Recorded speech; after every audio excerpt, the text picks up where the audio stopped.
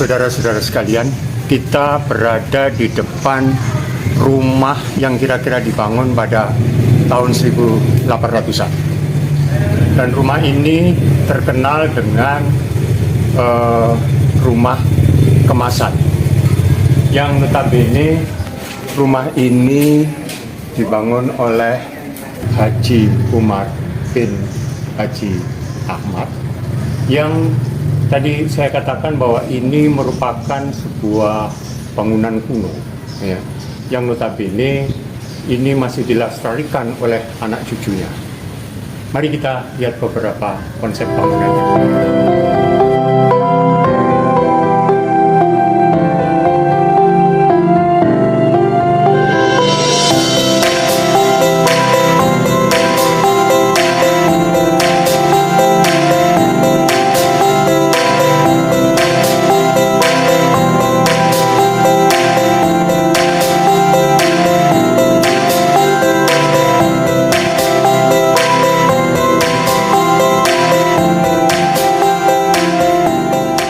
Nah, saudara sekalian, kita masuk pada rumah yang ketiga, yang kebetulan saya diterima oleh saudara saya, yaitu Bapak Umar Zainuddin.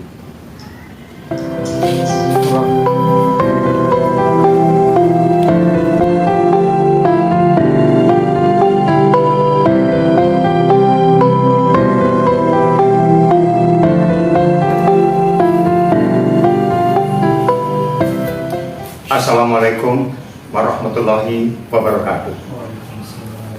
Saudara-saudara sekalian, saya telah berada di daerah Kemasan, yakni sebuah bangunan kuno yang dibuat pada tahun kurang lebih 1800-an, di mana saya berjumpa dengan seorang budayawan, yaitu Bapak Umar Zainuddin, yang biasa disebut dengan Cak Nut. Beliau adalah anak cucu dari pemilik bangunan yang tadi saya sebutkan namanya Kemasan. Cak Nut, saya ingin tahu kira-kira bangunan ini, tadi saya menyebutkan 1900-an, ini konon ceritanya bagaimana sampai disebut dengan Kemasan, dan sampai sekarang sudah turun-temurun dilestarikan oleh putra-putrinya atau anak cucu. Jadi gini ya, pertama-tama saya sebelum menceritakan itu, nama Kemasan ini, Ya. dulunya sebelumnya ada rumah-rumah ini semuanya, maka ada seorang Tionghoa yang namanya Babliong. Pekerjaannya adalah tukang emas. Banyak orang ya ketika itu datang untuk memperbaiki perhiasannya, ali-alinya, anting-antingnya, ya, gelangnya atau dan Ke Babliong tadi? Ya, karena kerajinannya, karena baiknya hasil daripada kerajinannya, sehingga banyak orang yang datang ke sini. Nah, ketika orang-orang itu ditanya, mau kemana? Tukang emas. Orang Gresik menyebut tukang emas itu adalah Kemasan.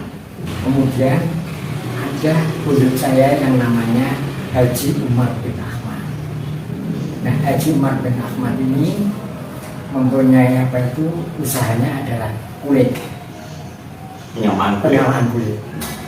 Nah, ketika itu pertama dia membangun rumah Yang pertama itu, ya, terus kemudian sebelah ini baru ini yang rumah ini yang ketiga. 1862. Jadi yang saya tempat ini merupakan warisan daripada dahulu saya rumah. Jadi kalau kita hitung, Mbak Buyut itu kan kakek ya, kakek. Berarti ini panjangan ini cucu ya, atau apa namanya, anak cucu lah, kita sebut anak cucu. Ya. Jadi sampai sekarang ini oleh Cak Nut bisa tetap dilestarikan, dan saya melihat ini masih begitu bagusnya, sehingga kami tertarik dengan gaya ini. Gaya apa ya?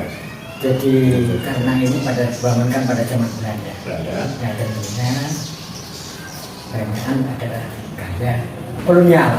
Dan perlu diketahui juga bahwa siapa yang membangun dari rumah-rumah ini tentunya kan pada waktu itu kan juga yang bukan pada zaman Belanda yang membangun rumah-rumah ini kebetulan yang diminta itu adalah orang dari Cina.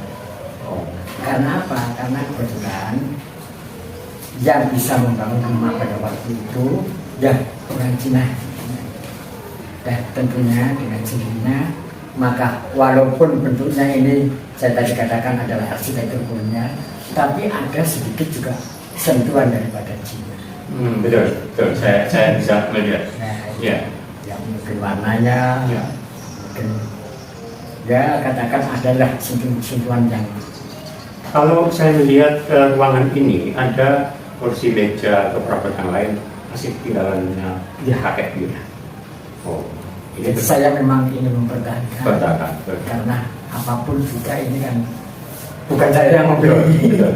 Jadi saya harus wajib paling tidak itu harus Melestarikan. Cak Nur, saya melihat bahwa rumah ini 1, 2, 3 dan ada samping kiri kanan ini masih terawat rapi.